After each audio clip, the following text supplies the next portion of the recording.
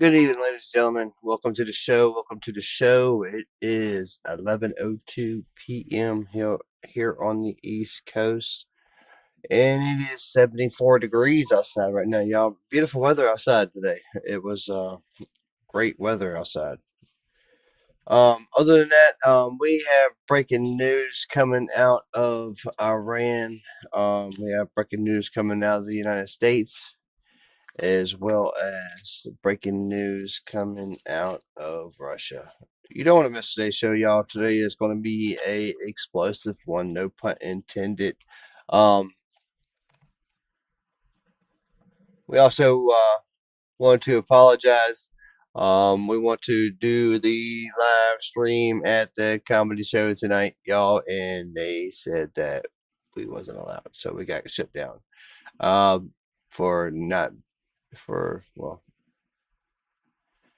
They had their own recording footage. I didn't know this, so I apologize for telling y'all that it was going to be a comedy show.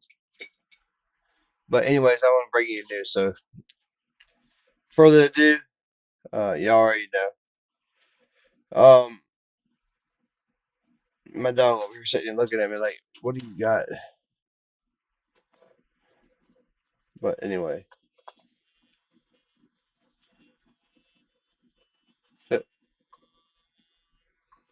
All right, go on now. All right. But anyways, sorry about that. We do have call lines are going to be open tonight, y'all. 540-251-7687. My dog don't want to leave me alone.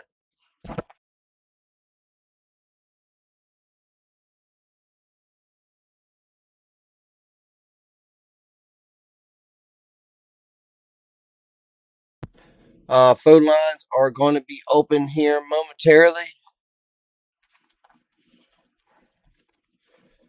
Okay, phone lines are open now, y'all. 540-251-7687.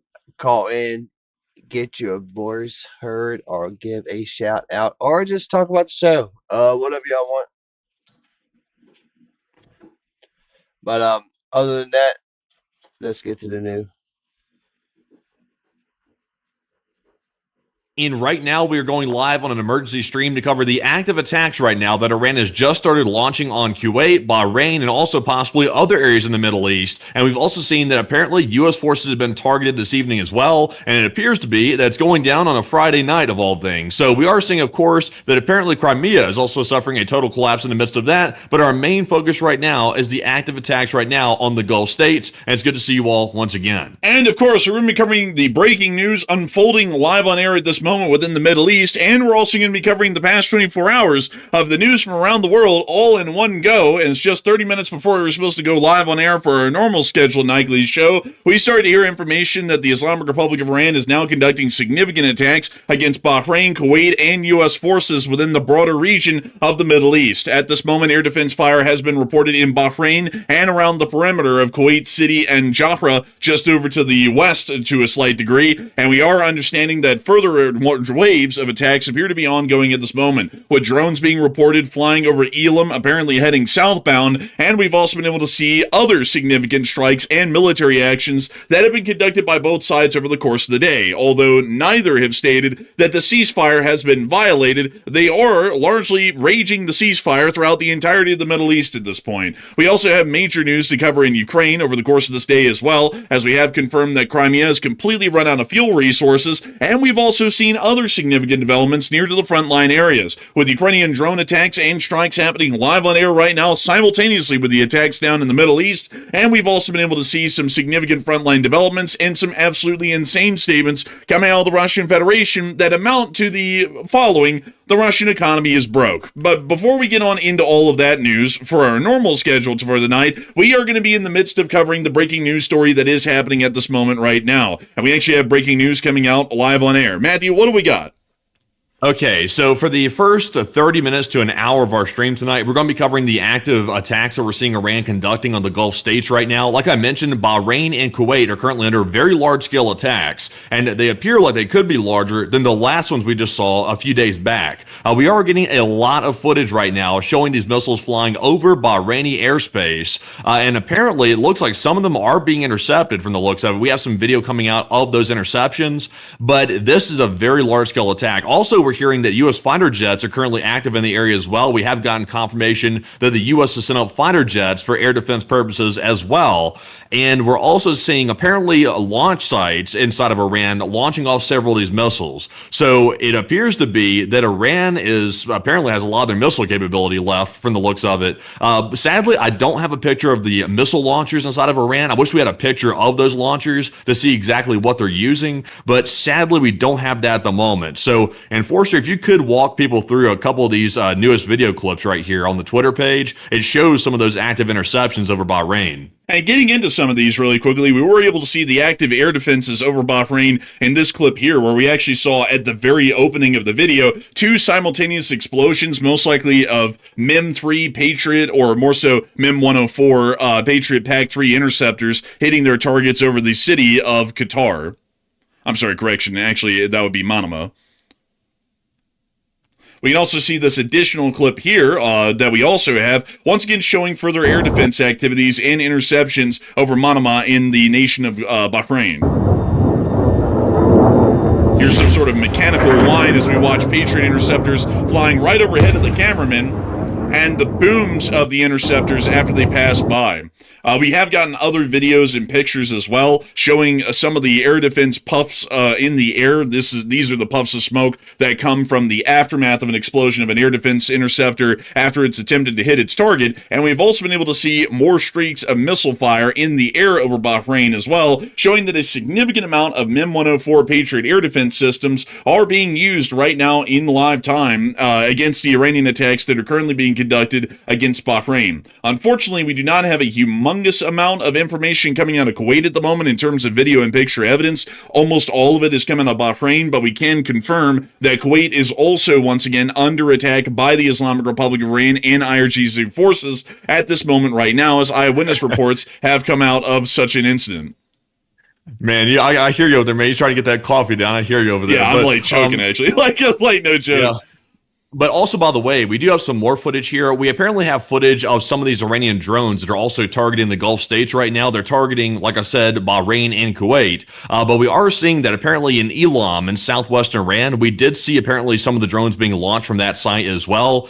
So, Enforcer, if you can get that video pulled up and we can show the people that. And here are the drone launches that we were able to see out of the Elam region of southwestern Iran.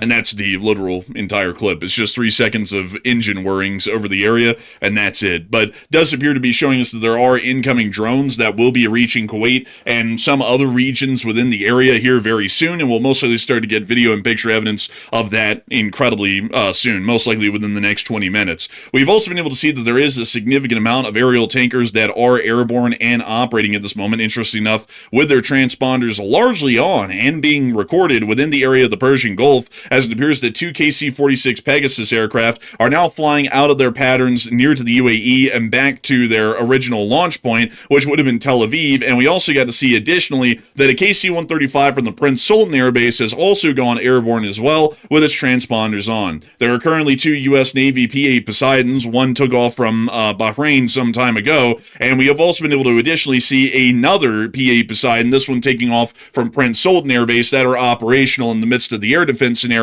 that's unfolding. We're largely assuming that there are a multitude of U.S. multi-role aircraft that are also airborne as well at this time, including F-16s, F-15s, F-35s, and possibly F-22s from the Avda Air Base in southern Israel, although we can't confirm the exact number and types of aircraft in great detail that are airborne currently, as that information is not made available to the public. However, it does appear that according to some reports, there are U.S. aircraft that are up in the air and are attempting to conduct some form of air defense actions in support of Bahrain and Kuwait during the ongoing attacks, for what those statements can be taken as worth, at least at the moment. We had been remember, we also have We also have video evidence of that too. You can go ahead and show them that video of the U.S. Air Force fighter jets over Kuwait. They were over southern Iraq. They were over that airspace. Of course, southern Iraq is basically Kuwait to a large degree. So they were going through Iraqi airspace. They're going into Kuwait to help shoot down some of these incoming missiles and drones. So we can show them that right here.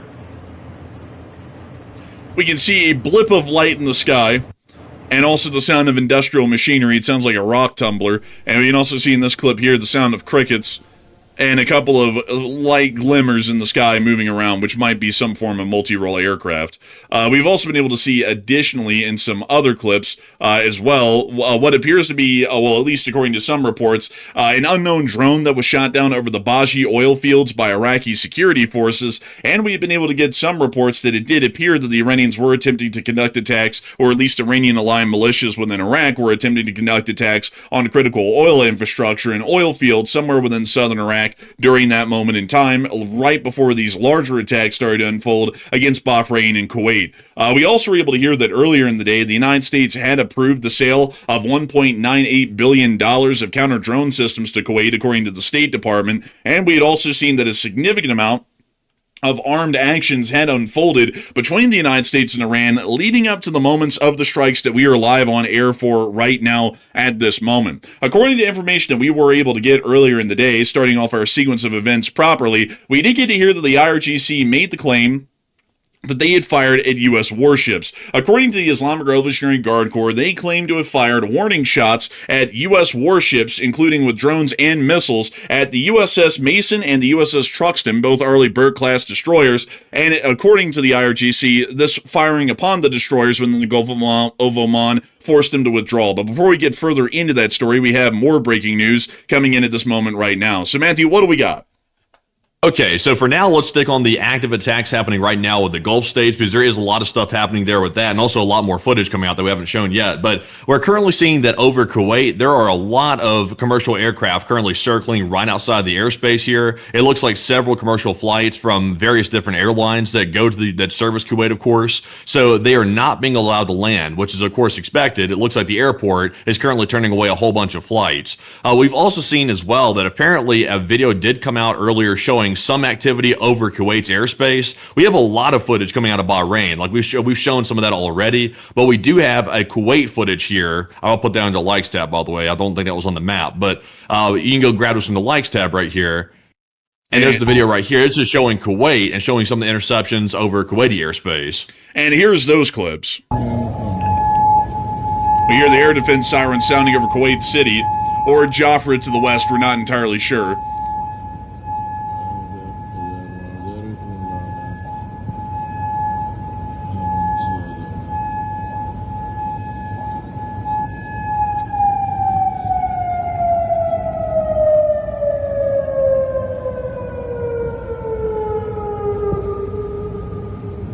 Then we can see another clip as well, letting us hear the air defense sirens in Kuwait.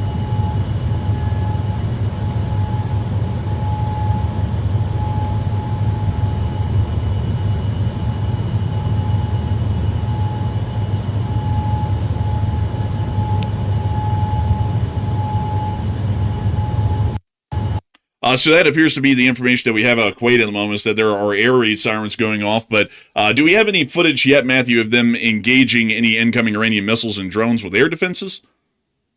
So in Kuwait, we really don't have that type of footage yet. Of course, it's very similar to what we're seeing in Bahrain. It's just a whole bunch of, I would assume, Patriot fire for the most part. And of course, like you did cover a second ago, the U.S. did approve this morning a massive aid package to help intercept some of these incoming drones into Kuwaiti airspace. So that was something that occurred this morning. But for right now, though, not seeing footage of Kuwait's air defense system. Well, actually, let me take that back here for a second. I might actually have a clip of it that I just got right now. So let me repost this real quick. We can take a look at this. Apparently, this is showing Kuwait intercepting some of these incoming hostile projectiles. So let's take a look at that. All right, and so hopefully we have that footage. Is it this one? Yeah. That's actually a duplicate of what we just showed. Okay, well, in that case, that is the only clip we have so far. They're saying that clip showed air interceptions in it, but I don't recall seeing that in the last one. I just heard sirens. Yeah, I didn't see it either in the whole clip, and we watched all 21 seconds of it, so I think those folks that posted that might be a little bit misinformed on what they're posting as well, because if we get towards the end of the clip, because we heard the air raid sirens at the start, we don't see any flashes, air defense fire, or explosions in the distance to speak of. So I think those folks got that a little bit incorrect about the activation of the air defenses. It doesn't look like there were any. It was just the sirens. So at the moment, we do understand that is the situation. And what are yours about to say? In the meantime, we do have some more footage coming out of Bahrain right now of the Patriots intercepting stuff. I don't think we've shown this footage yet, and it appears to be a lot more active footage than we've seen previously. So this appears to be a pretty interesting clip. So let's take a look at that. This is over Bahrain, by the way. So you see in the short 1 second clip, the firing of several interceptors and also one exploding onto a target overhead. And then we can see in a second clip here, once again, incredibly short, with a piano solo going with it, more air defenses intercepting incoming Iranian drones and missiles over Bahrain.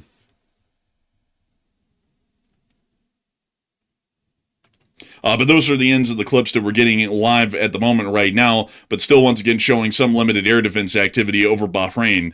So hopefully we'll be able to get some more information out of Kuwait, because beyond the air raid siren sounding in Kuwait, we haven't actually seen any active air defenses in Kuwait whatsoever to speak of at the moment. So hopefully we'll be getting some more information out of there to be able to confirm the air defenses and also what kind of possible damage may have been caused on the ground by the ongoing Iranian attack.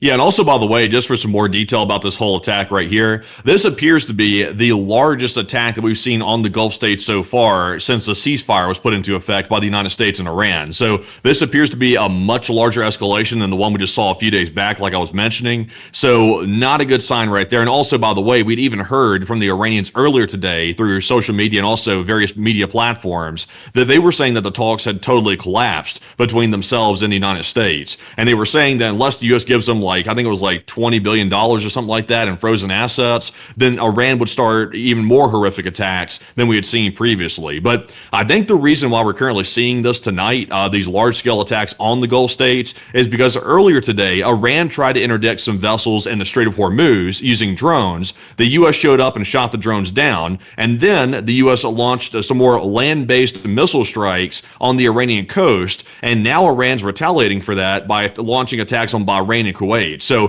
that appears to be what sparked the entire situation tonight. Once again, the U.S. is claiming those were defensive strikes earlier today, but the Iranians, of course, are using it as a way to escalate. Now they're going to start attacking the Gulf states again, which is quite interesting that they choose to attack the Gulf states instead of the U.S. forces that actually did the attacking. Kind of a strange thing with that, but it appears to be a very large-scale attack. So I'll keep looking for more breaking news, but in the meantime, I'll give it back to the Enforcer to go over what we have. To actually get y'all through that sequence of events that Matthew was just speaking about there for a moment, we did get to see that earlier in the day, it appears that the tensions between the United States and Iran had already started to reach a pretty high tempo, or largely a high level, as we did get to see that the IRGC did claim that they fired at U.S. warships earlier in the day, and much like we were covering just a minute ago before we got more breaking news, we did get this video here that was published by the IRIB News today, as the IRGC did claim to have fired warning shots at U.S. warships in the Gulf of Oman, including the USS Mason and the USS Truxtun, while the ships were operating within the area, which forced them to withdraw given the situation. We did get to see this footage here actually showing them firing the anti-ship missiles at the U.S. warships, which we'll be showing y'all here in this clip. From what we understand, the shots were either not aimed directly at the ships, as the IRGC says they are warning shots, which is pretty hard to do with an anti-ship missile, or they fired such a small volume of these that the U.S. was able to shoot them down, and then the USS Mason and Truxtun were able to sail back out of the Gulf of Oman and into relative safety in the open sea of the Arabian Sea. CENTCOM completely denied that this happened whatsoever, although later on we're going to see that this is an absolute fabrication by CENTCOM, because the rest of the story makes it fairly clear that they fired at someone in the U.S. Armed Forces because we blew up some stuff at Qashem and elsewhere. But beyond that, the CENTCOM forces, to summarize the statement, it's not even worth giving it the time of day, really, completely denied that the Iranians fired at them at all, and they stated that that would be a gross violation of the ceasefire, and that'd be absolutely unheard of because Iran clearly never does that. A little while later, we then started to hear that there were explosions being reported around the city of Surik in the Strait of Hormuz, as Eyewitness reports were making the claims that that explosions had been heard within the area. That was just a couple of hours after the incident with the U.S. warships in the Gulf of Oman. And we also were able to additionally hear that apparently, at least according to some sources, U.S. forces struck Iranian coastal surveillance radar sites, or what are called surface search radars, and on Qashem Island, in Guruk and on Qashem Island, to defend against further attacks after Iran launched 4 one-way attack drones, according to Central Command. They either fired these at commercial ships, which are largely not even present or existent right now within the Strait of Hormuz, except for the fake ones. And so I'm generally assuming that this is the response that the U.S. made to the Iranians firing the drones and anti-ship missiles at the USS Mason and the USS Truxtun earlier in the day. And while they flat out denied that had even happened, we could see the retaliatory strikes did happen in real time just a couple of hours afterwards, which largely lines up from what we've seen so far with the Iranians attempting attacks on U.S. forces and then a U.S. response usually coming within the next several hours. We did get to hear that on top of that, CENTCOM also put out a statement as well on these attacks, which we will be reporting on because these do confirm the eyewitness reports that we've already heard of from the ground on Qashem and also Surik. Moments ago, CENTCOM forces shot down 4 one-way attack drones that were launched towards the Strait of Hormuz. The attack drones posed an immediate threat to regional maritime traffic. The U.S. forces subsequently struck Iranian coastal surveillance radar sites in Guruk and on Qashem Island to defend against further attacks. American forces remain vigilant and postured to respond to unjustified Iranian aggression in self-defense, making it incredibly clear that this strike did in fact happen, as CENTCOM has confirmed, largely as a side note to the eyewitness reports on Qashem and Surik, that they have conducted strikes within these areas. We also were able to hear that as well over the course of the day, the Iranians were still once again largely laying the blame entirely at the feet of the United States by making the claim that the United States has been striking commercial vessels near southern Iran, and Israeli operations in Lebanon are what's leading the talks to completely break down and collapse. The Iranian government also demanded around the same time that the U.S. gives them $24 billion, basically running the pockets.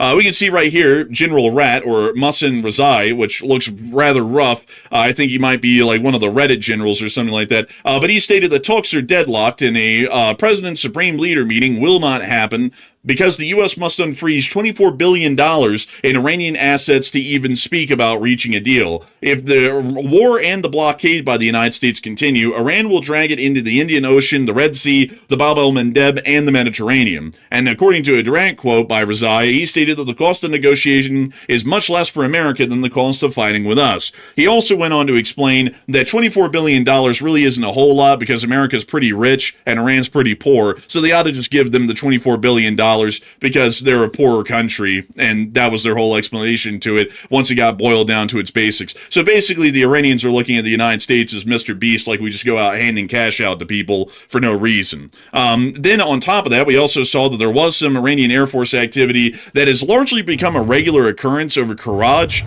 as video was filmed of what appears to be some sort of an afterburner that was active and on over Karaj as the aircraft was moving through the airspace. We can see that right there. And it does appear that at the moment, the Iranians are still largely working off of their maximalist position due to their perceived impermeability because of their blockade on the Strait of Hormuz. They believe right now, much like they have for months, that they are in a very good negotiating position, and generally at the moment, because we haven't broken their blockade, they are, because they're able to continue the blockade within the Strait of Hormuz, stop the shipment of Middle Eastern oil into the greater world, and cause a significant amount of economic damage as a result. We've also seen as well that the Iranians have still been working industriously to get back into their missile cities, with footage coming out here actually showing them excavating and digging out the tunnel entrances that were caved in and getting 100% unfettered access right back into the missile silos and tunnels inside of the missile cities that had been largely rendered inaccessible because of prior airstrikes blowing away the entrances and leading to some limited cave-ins.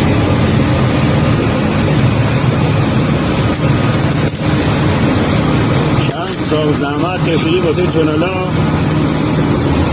این بی پدر اومده چیکار کرده So while the U.S. has been saying that we prefer a diplomatic solution to the situation, the Islamic Republic of Iran has been preparing the entire time and working day and night to make sure that once the diplomatic situation fails inevitably, they will have as much access to missiles, transporter-erector launchers, and every other form of offensive weaponry necessary to be able to try and get back up to the full level and scale of missile and drone attacks that they were able to conduct in the first opening 2 weeks of the conflict after the beginning of the war in February of 28th. It also is interesting to note as well that air defenses were firing around Karg Island, although we've gotten no additional reports as to what this was about. It might have been some sort of an incident of pandemonium within the air defenses. There may have been some direct hits, but we haven't gotten any reports from the United States saying that they hit Karg Island. The Iranians have denied that anything ever happened in Karg Island, and the firm satellite and multiple other third-party sources that we could use to try and see what's going on at Karg Island aren't showing any adverse activity, showing that it may have possibly been a panicking of the air defense forces that has led to the air defenses going off in that area. But we actually have even more breaking news coming out at this moment. So Matthew, what do we got?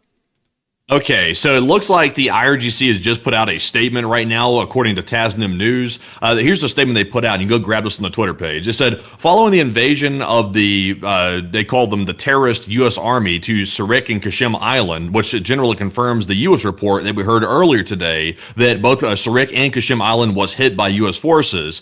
They're saying that Iran struck enemy bases in the area and were also hit by aerospace missiles.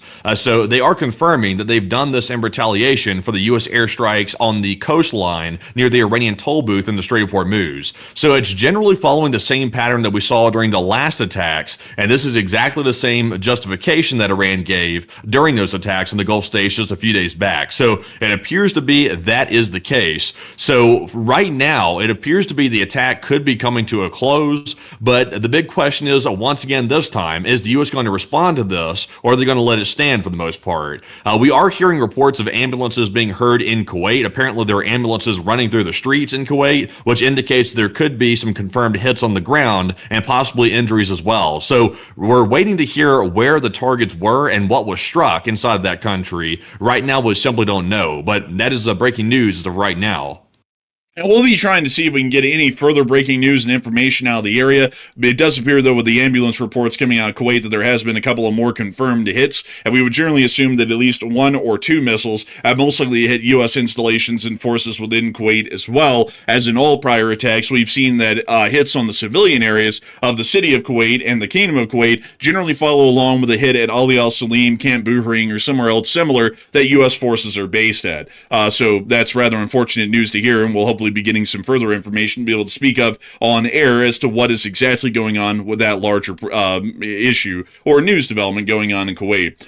Meanwhile, we also have been able to hear additionally that at the same time there was a slamming of apparently Kurdish forces near to the area of Sulaymaniyah within northern Iraq, as we were able to see a strike within this area and smoke rising in the aftermath in this clip. Additionally, we also heard at the same time today that the Russian Federation has been found in some sort of a leak that happened today. I got to say, folks, the FSB and Russian intelligence are really on top of the whole counterintelligence side of things. They seem to not be able to stop the leaks. Russia leaks like a sieve these days with contracts that come out left and right that sometimes even give away classified information in the process. But we were able to hear that these leaked contracts, which we can actually see over the course of these several pages here, which comprise the contract, have actually provided throughout the armed conflict 120 X-38 air-to-ground laser-guided munitions, 123 R-73 air-to-air short-range missiles, 42 R-77 air-to-air medium-range missiles, and 42 X-31 anti-radar and anti-ship missiles. This means that the Russian Federation has been using their sea corridor via the Caspian to be able to continue to provide the Islamic Republic of Iran with arms and munitions to continue to fight the United States Armed Forces and also the Gulf state allies in the Islamic Republic of Iran. And we would also believe that the Russian Federation is supplying a lot more in terms of material support beyond just aircraft munitions alone to the Islamic Republic of Iran to try and give them the best foot forward. Clearly, Russian technology is nowhere close to American technology in quality or competency, but it is still important to note that the Russian Federation is taking an open adversarial position against the United States of America in the Islamic Republic of Iran by supporting the Iranians and attempting to largely see that by proxy, the Iranians might be able to cause some damage or whittle down U.S. military capabilities and strategic positions inside of the Middle East and the Gulf states as a result of their continued support to the Iranians. We've also been able to hear some additional news as well out of the region, but before we get on into all of that news, I do want to make sure that we talk about this poll, because many people are starting to note that the Iranians are beginning to try and run the U.S.'s pockets for about $24 billion at the moment right now to be able to even get to the point of talking about a peace deal, and have threatened that if they don't get the money, so largely holding the entire situation at ransom, if they don't get the money, they're going to continue even more attacks against the United States and our allies in the region. And Matthew, what are people thinking about that threat right now, and what are you thinking about it as well?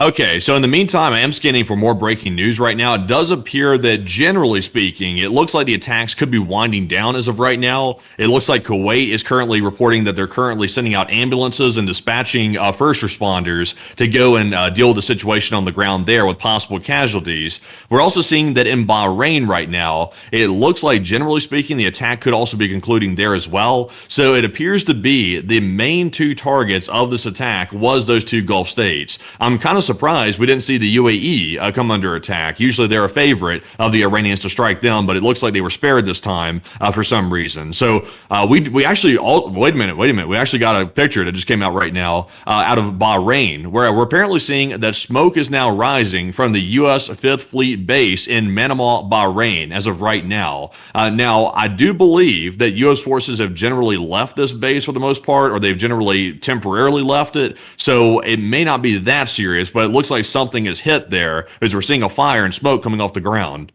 There are some U.S. forces that are still at the Manama Fifth Fleet base or headquarters, but it's a very small skeletal crew just there to keep up very minimal operations and some level of base security to stop people from getting in. But largely this facility was evacuated a couple of weeks before the first strikes back in late February, meaning that there aren't really any U.S. personnel there or any operational deficiencies that'll be created by a direct strike on the facility. Also, I have to remind you all that the actual building that the Fifth Fleet headquarters was in was blown to smithereens on March 1st by the Iranians in an overwhelming missile and drone attack that was conducted on Manama, and we were able to see in the footage that the building itself got hit directly by a short-range ballistic missile and literally got blown to shreds. So generally this facility hasn't been operational as the Fifth Fleet's headquarters for months at this point, and these attacks are largely just attempting to hit any nearby U.S. base or facility throughout the Gulf states.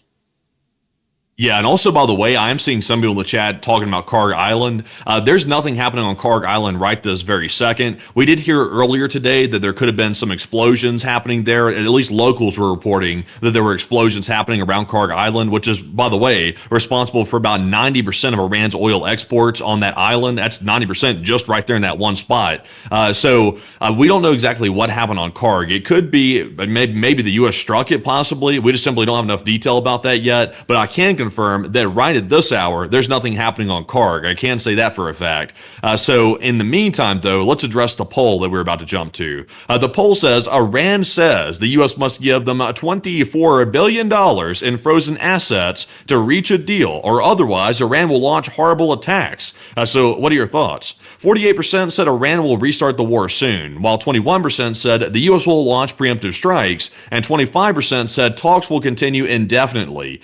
And I would say on this is basically extortion. That's what that is. They're saying unless you give us money, then we're going to do X, Y, and Z, which is literally the definition of extortion. So that's nothing new for Iran. They're a terrorist regime, so we're not too shocked by that. But $24 billion of frozen assets, that could potentially allow Iran to buy all kinds of weapons, which would be very bad for the situation right now, make the situation much, much worse. So I would say, generally speaking, I think that the U.S. will not give in to that. That sounds like something that not even the current administration would give in to. I really doubt they would freeze up or unfreeze that much in frozen assets. I do believe that Iran is going to try to restart the war soon. We're already seeing that they're launching the attacks on the Gulf states, but the real true test of time will be whether or not they launch new attacks on Israel. If they do that, then that means the war is restarted at that point. But right now, they're limiting their attacks to the Gulf states, which generally keeps it somewhat contained to a certain degree. So I'm with the 48%. I think it's simply a matter of time until Iran lashes out at Israel and then gets the whole thing kicked off again. But Enforcer, what say you? The Iran war is probably going to restart soon. And when I say soon, sometime in between now and the next 6 months, I'm assuming, because there is really no way that this can just keep going in the state it's in. It's a war without saying that it's a war. I actually think that I saw someone say today, I think it was, what was it, The Onion or the Babylon Bee, say that the ceasefire is raging across the Middle East. And I'd say that's a pretty accurate description of what's going on right now. And it's kind of sad when a satire newspaper is actually reporting the accurate news these days, and it can't even get satirical enough to get insane enough to make it outlandish or comical. It's basically just what's going on. And I would believe that this can't go on for much longer for that reason. It's a complete denial of reality to say that we are still able to try and create a diplomatic solution with the Islamic Republic of Iran when we've been trying now for over 2 months, and that we have achieved absolutely nothing. Now they're demanding that we have to pay them humongous sums of money, $24 billion, which, mind you all, is hardly even spent on the U.S. interstate system annually these days, to be able to get them to even talk about a peace deal. That is an absolutely insane demand, and is still showing that from their position, they believe that they are the ones that are winning the conflict right now, and we haven't really given them any reason to think otherwise. They have been able to survive the initial U.S. onslaught without the Iranian regime collapsing into pieces, so that was largely a significant issue. It appears that from what we can tell by CENTCOM's following statements, all of the radar systems and so on of the Iranian military weren't completely destroyed because they're still blowing up more of them, and the Iranians now blockade the Hormuz. We have to do something to actually make them think they're in a bad position to have them compromise, and that means that we have to get back to the armed conflict eventually, and also Iran might become confident enough in their position that they'll restart their own attacks without us having to be the ones to start the cart rolling again. But in the meantime, we actually have more breaking news coming out. So what do we got, Matthew?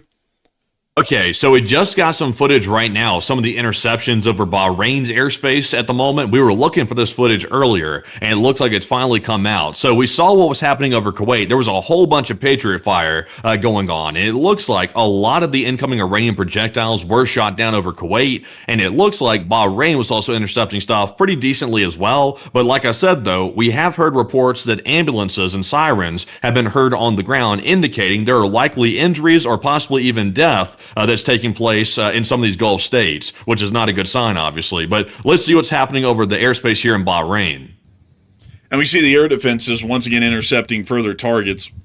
This might be from about 30 minutes ago from another angle, because it looks similar to another clip that we saw, just slightly longer, but still showing us some of the air defense fires that were going on in Bahrain during the ongoing attack. Also, by the way, some people have been saying in the chat that there is this unconfirmed report that there's a smoke column coming from 5th Fleet. There is confirmed smoke coming from 5th Fleet in Manama, just to make that clear, because it looks like right now someone's out there saying that it's unconfirmed that there's smoke coming from the facility. We have a picture here proving there is smoke coming from the facility, so that's a given fact at the moment. So outside of that, we are still hopefully going to be getting some more news on this situation. And Matthew, are we getting anything else out of the area at the moment right now? So right now I am checking for more breaking news over these areas right here, but we are seeing more statements coming out of the IRGC. They're generally repeating the same thing they've already said. They're saying that they targeted enemy bases in the region. So apparently the way Iran is framing this right now is they're basically saying that the Gulf states are complicit in the entire U.S. action against Iran, even though they had literally no part whatsoever today in the attack on the Iranian coastline by U.S. forces. They're lobbing stuff at the Gulf states. Honestly, the reason why they're doing that is because they're sitting ducks. They're easy targets. And I don't know why Iran keeps doing that, because these were supposed to be Iran's buddies to a large degree. We've been going over that for the last 2 months or so, about how it's kind of a weird thing that Iran keeps launching these pretty devastating attacks on their brothers, as they call them. So it looks like they're going to take it out on them instead of the U.S. forces for the most part. I think they know if they launch something at U.S. forces, it's probably going to get intercepted. And also, not only that, but U.S. forces might just return fire, and they don't want that to happen. So that could be why they're doing it that way. But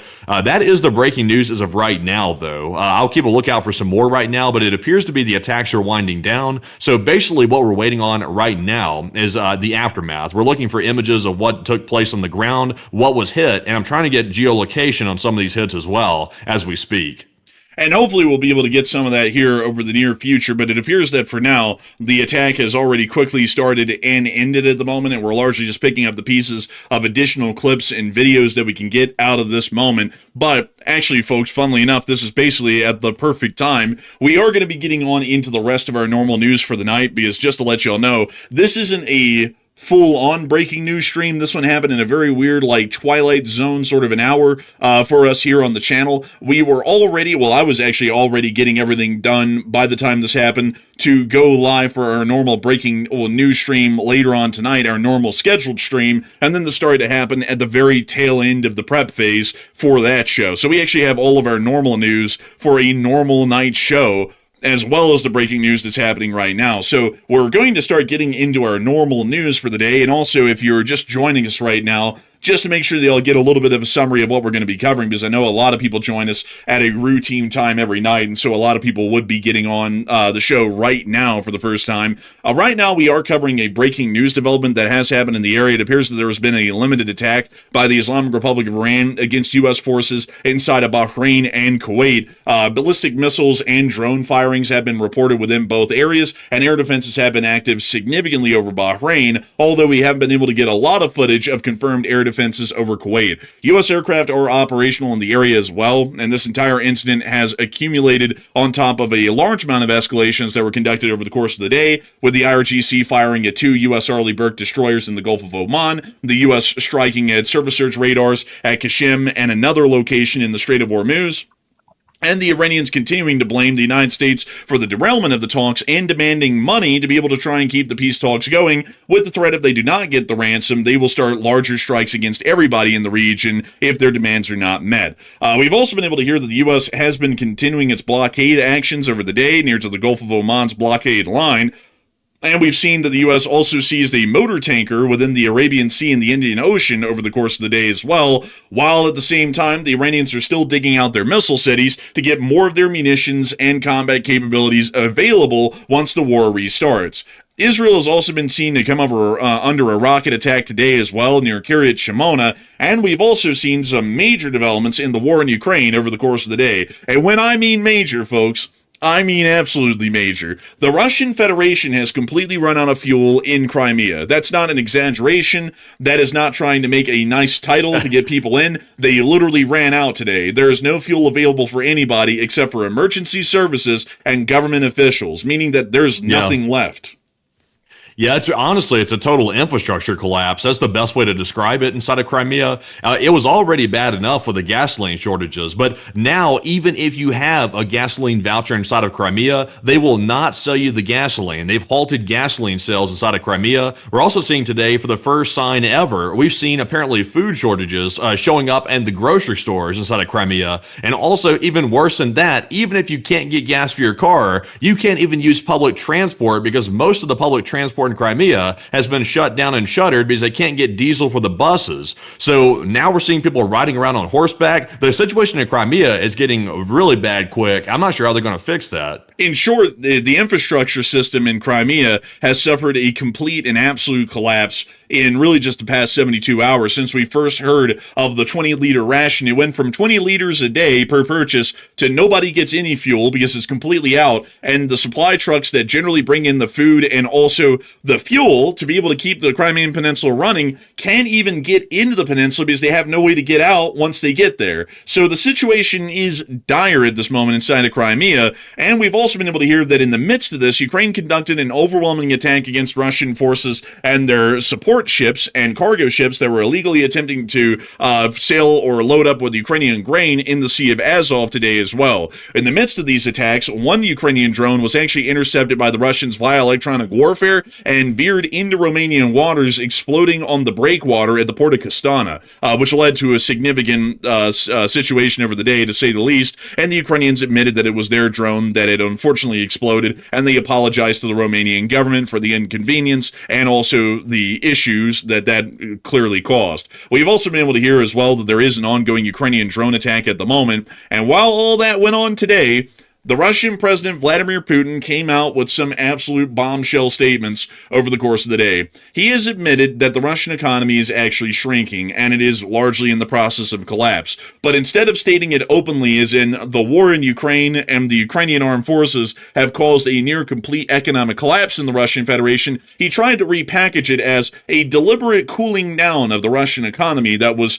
planned by the Russian government to make sure that the long-term health of the Russian Federation's economy would be preserved, and that they would do even better than everybody else around the world and bounce back even better once this little cool down comes into effect. Putin also said that anybody in Russia who's stating that the situation looks dire economically is fake news and panicking. We've also been able to hear additionally that he stated that the Russian army had taken around 2 million square kilometers of ground in the war in Ukraine in the successful invasion, which, to put that into perspective, is 4 times the physical size of the land area of Ukraine, and that they're pushing forward each and every day. That killed me when I saw that earlier today that Putin was claiming that. Do you have that post, by the way? Can we take a look at that real quick? I just got to... Actually, I'm just doing my news summary right here. I'm actually trying to knock out the news summary for everyone who's joining us and then get into it all like in our normal routine since the breaking news has kind of died down. So once I get through all this, we're going to be getting into this really quickly. But also Putin's rejected the concept of even getting into a peace agreement with Zelensky and say that's completely pointless because they're winning and the Ukrainians are just wanting to talk because they're trying to get the Russian offensives and the steamrolling to stop, although the Ukrainians over the day have inflicted significant casualties on one of the major battlefronts, Constantinople, and we've also seen that the Russians have been taking absolutely no ground anywhere. The supply lines on the M14 are continuing to get burned out prolifically, and we've also been able to see, additionally, some other interesting news from around the world that we haven't been able to cover here. But we are going to be making sure, folks, to get into all of the news over the course of this stream, now that the breaking news is largely ended already, almost right on time, starting with the largest stories first, and then moving our way on down into the smaller stories throughout the stream. Considering that we've already covered most of what happened in the Middle East, we'll give a recap of that a little bit later on, and we might break for some breaking news that comes out here and there during the show. But we are going to be getting on into all of the major news that has unfolded in Ukraine over the course of the day, starting right now. So moving us on into that news, we are going to be heading into the area of Moscow, because these statements are probably some of the most important ones that came out of the Russian Federation today, outside of the actions by the armed forces of Ukraine and the Russian army down in the attacks that were conducted in the Sea of Azov and Crimea. According to the Russian Federation's president, Vladimir Putin, he stated that the Russian Federation is not going to be accepting any kind of a peace deal with Ukraine because the war is largely in Russia's favor. The Russian army is advancing on the front lines, and there's absolutely no reason for them to try and pause or stop their war for any purposes or developments because the Ukrainians are on the losing end and they will have to unconditionally surrender to Russia. So a peace is completely off of the table. He also stated as a fact, to get to what we were actually talking about a second ago, that the Russian army has seized 2,044,000 square kilometers of Ukrainian territory, which is 4 times the size of Ukraine, which is physically impossible. Also, he stated that the Russians are continuing to seize territory on a near-daily basis and are continuing to see significant front lines offensives and successes throughout the entirety of the occupied territories and the remainder of Ukraine that is east of the Dnipro River.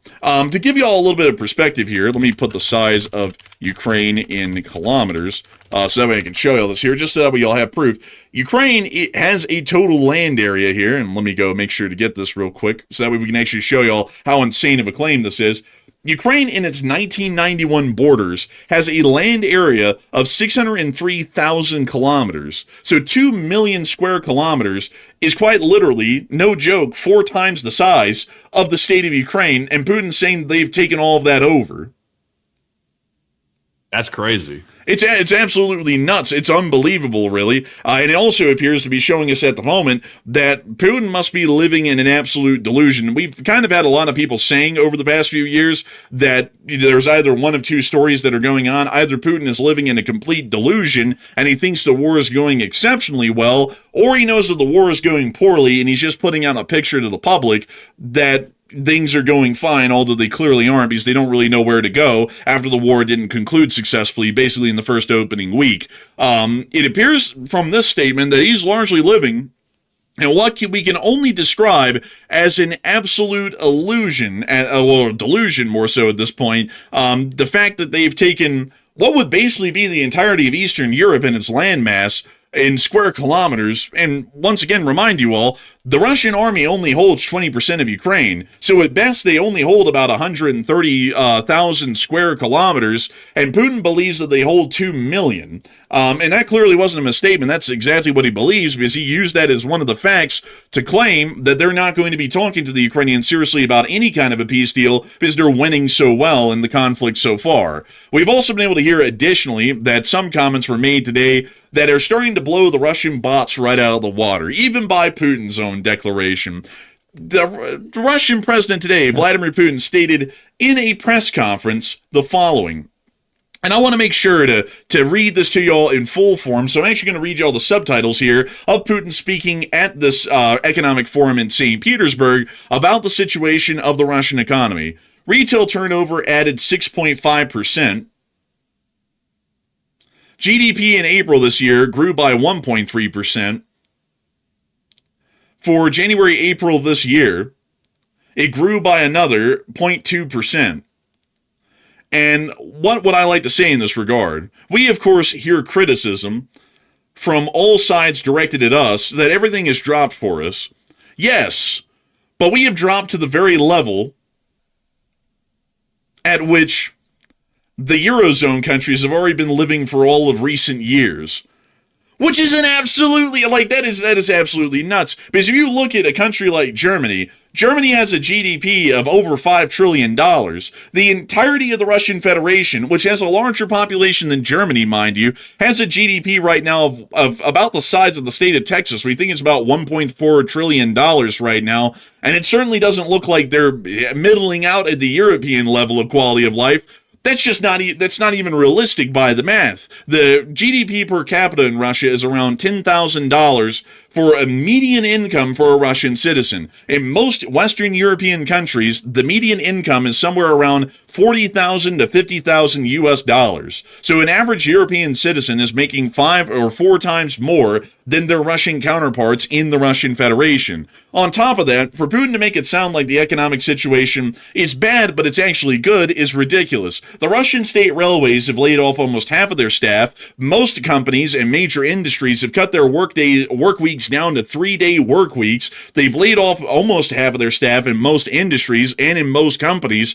And we've also seen that the Ukrainian armed forces are leading to a critical fuel shortage that isn't just fiction now, where we're saying that in some time in the future, they're going to completely run out of fuel. Crimea ran out of fuel today, and there's now fuel rationing going on in the key cities of St. Petersburg and Moscow, which is showing that it won't be long before many oblasts suffer the same fate as Crimea. And yet, Putin is now insisting that the situation is bad, but it's not bad in a bad way, it's bad in a good way. We also were able to hear some other statements that were made as well, such as the cooling of the economy is for the sake of its long-term health. I gotta say, I don't think I've ever really heard of an economy cooling down and that being a good thing, like when an economy goes into a depression. I've never heard anyone say that that's a good thing. And also, before we get on into the rest of the news out of Moscow, it appears that we have breaking news at this moment. So what do we got? Okay, so in a very rare move, U.S. CENTCOM has just released footage showing their strikes on the Iran coastline, and so far they have not shown us this footage during the prior attacks either. So let's take a look. This is what they did earlier today when they started launching these strikes in self-defense, they say, on radar sites right on Iran's coast. And here are the clips, and we can see here the first clip showing a coastal radar getting obliterated by some sort of a precision strike, most likely by a air-to-ground munition. We also see a secondary explosion happening on the site as well. And then in the next clip, we can see another surface search radar and the base of it being hit, and also the top of the tower being hit as well, leading to the system, I'm supposing, being rendered inoperable. We also see a couple of more strikes as well. Go back to the very beginning of that video real quick. That appeared to be Kashem Island right here, if I'm not mistaken. It looks like it. It kind of does look like it. Let me see if we can actually find where that was, because that looks like a pretty distinct area of the island. And let's see here. Does this line up to it? I mean, it kind of does, actually. So there's a little finger over here, and there's a breakwater right here. There's something further back there. So if this doesn't line up, we'll go and look around. It's mostly on the southern coast. So this doesn't really look to be lining up here around Qashem City. So let's go a little bit further down the coast. We're looking for the finger-like protrusion off of the side of this area, and then the breakwater that exists. So we made it down to here. And let's see here. Any finger-like protrusion off of any of these coastal areas? Not really seeing them. This might have been, let's see, what was the other place? This might have been near to Guruk, maybe. But we'll take a look at that here in a moment just to make sure, because I'm not seeing anything on the southern coast that lines up with that sort of location exactly, at least right now. And we've made it all the way down here, so let me go over here on this side and try and take a quick look. It'll stick out like a sore thumb when we find it, because there's only so many places that have this sort of a physical appearance to it. Decent amount of ferries right there as well. That appears to be a ferry dock, so we would assume that it's not there. It is near the water, and it wouldn't be here. It doesn't really line up, unfortunately. Not at this oil port either. Let's see here. No, not there. Let's see here. It's gotta be Guruk or Qashem Island. That's the only two locations that CENTCOM claimed that they hit, and they also repeated that in their recent statement right here, the press statement that they gave out. Also, by the way, they gave some more details also in this briefing right here. Here's what they said in this statement that CENTCOM put out. They said Iran fired 7 ballistic missiles toward Kuwait and Bahrain hours after CENTCOM shot down 4 Iranian one-way attack drones that were launched toward the Strait of Hormuz. They said the attack drones posed an immediate threat to regional maritime traffic. U.S. forces subsequently struck Iranian coastal surveillance radar sites in Guruk and Qashem Island to defend against further attacks. And they said initial assessments indicate that 6 of the missiles launched by Iran were intercepted, and a 7th did not reach its intended target, at least according to CENTCOM. And they said there were no reports of harm to U.S. personnel, and Iranian claims of damaging U.S. Fifth Fleet headquarters in Bahrain are false. I can go ahead and debunk that one right now. We saw the picture of apparently Fifth Fleet headquarters smoking up a storm in the picture that we saw earlier. So that appears to be false information at the very end of that CENTCOM post. But they're claiming, though, that they just hit Guruk and Qashem. So it's got to be somewhere around there. I didn't see anything that lined up with this. I'm thinking that this is the one on Qashem. It's just that I can't find it, because there's, you see this breakwater right here? There's a little breakwater here as well. This is a small peninsula, and then there's also this finger that juts off the peninsula. And I really can't find anything that lines up on that quickly on Qashem Island. I'm not saying that it's not on Qashem Island, it's just that I couldn't find exactly where it was. But I'd also believe that this clip here is most likely, if not certainly, around Guruk, because it appears that the spelling is different on Google Maps. This is the Guruk I found within the Strait of Hormuz, north of Surik, and we do have eyewitness reports from earlier confirming that there were explosions somewhere within the Surik area, which does lead us to believe that Guruk could be a likely location for these strikes, and this appears to be more so on a land facility from what we can tell by the imagery, which would give us an idea that this must be the Guruk strike, which we can't geolocate exactly at the moment, and the other one must have been the Hormuz, the Qashem strike within the Qashem Island area. I wonder if they just wheeled those in, because it seems like before the ceasefire went into effect, it seems like the U.S. had said that they had hit all these sites, because these are right on the Iranian coast. I mean, these are literally right on the coast of the Persian Gulf. So unless Iran, just wheeled them into position or drove them there or something recently, it's like, did the U.S. just make up the fact that they hit the stuff? It's like, how did they still have radar on the coast? I guess man, source, I made it up. It sounds to me like they BS the hell out of what they did to the Strait of Hormuz, which is, once again, folks, corroborating what I've been saying for a while. They didn't deal with this worth a damn, and if they try, it probably end up being a blockade that's easily broken, because if you notice something here, folks, take a look. Here's Guruk. I just geolocated one of them, by the way, Matthew, while you were talking. I was like, oh, there it is. I literally was looking right at it while you were talking. I was like, damn, we're right on it. So let me show you this. This is actually important for at least our second clip, and I'm going to still try and geolocate this first one, because that has to be the one now that is on Qashem. Notice here some important geolocation facts. There are 2 large shelters at the bottom of the clip, both identical in design. You can see 2 large shelters here, also identical in design, at the bottom of this clip. In the midst of the both of them, you can can see a paved road that then breaks into a roundabout and then makes it to a security checkpoint at the end of the facility, with this radar tower being over to the left side of the compound. If we look at that from satellite, you can see that same paved road with the roundabout right here, the security checkpoint just beyond it, the split in the road, which you can also see on film, and the same radar antenna or tower seen right over here to the left side of the facility, or the north side from where we're looking at it right now. So this is the facility at Garuk that was directly hit, and it does appear to be an IRGC fast attack boat pen as well, which the IRGC is able to operate some of its fast attack boat fleet out of. So this one did take a direct hit, and we can see a large number of hits on this facility once again to show y'all, now that we know exactly where this is within the Strait of Hormuz, and also what part of the facility it hit. You know, I find it also, I guess we got a shout out. We have a new follower on Rumble. Definitely appreciate it. the positive Mike news is Holt, as well is it looks like the U.S. has the Baby. ability to strike the coast. I really We haven't appreciate heard it. of any U.S. Equipment Means a lot losses for, so far. So for the it support looks channel like the here. U.S. does possess the ability to still go in there and means a hit lot these for radar people to like sites and share. without generally taking casualties to a large and stuff, degree. so we So can that's actually get promising the to see news that. out You the know, way, so to speak. that's why I keep saying this. Why is the U.S. holding back? Because if we can do this right here on camera that we're looking at, then why don't we just do this along the entire Iranian coast? So that way we can go into the Strait of Hormuz and, you know, start demining it or take it back or something like that. If we can start hitting radar sites on the coast like that. Yeah, exactly. That's what I'm thinking. Like, and also on top of that, another thing is they hit the radar here at this facility.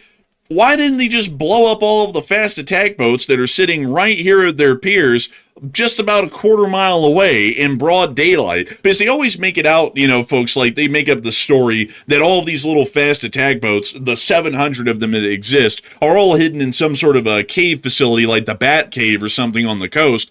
Most of them are kept in the wide open, just like this, in this little wharf. We could drop JDAMs on these things every single day of the week and end up whittling away all of their fast attack boats until they have practically none left. They eventually have to go back to port to get fuel and to rearm, so we just sit there and wait for them to go back and bomb them when they do. And that would be an easy thing to do. Easy to say and easy to do, because if we knock out their air defenses, there's not really a lot they can do to stop a U.S. aircraft from just hanging out over the facility at 30,000 feet and dropping a JDAM on them whenever a boat returns, or enough of them are there to justify a strike. So we actually have more breaking news coming out at this moment. So what do we got? Okay, so this breaking news is actually not out of the Middle East. This is actually out of Russia right now. We have just gotten news that apparently St. Petersburg is under attack. It sounds like air defenses are currently going berserk around St. Petersburg, Russia. And of course, you know, that's above Moscow, of course. But we're hearing as well that there were other drones launched that could be going to the perimeter areas of the capital city of Moscow as well. So it appears like Ukraine could be going for a round two on the oil export facilities inside of St. Petersburg. So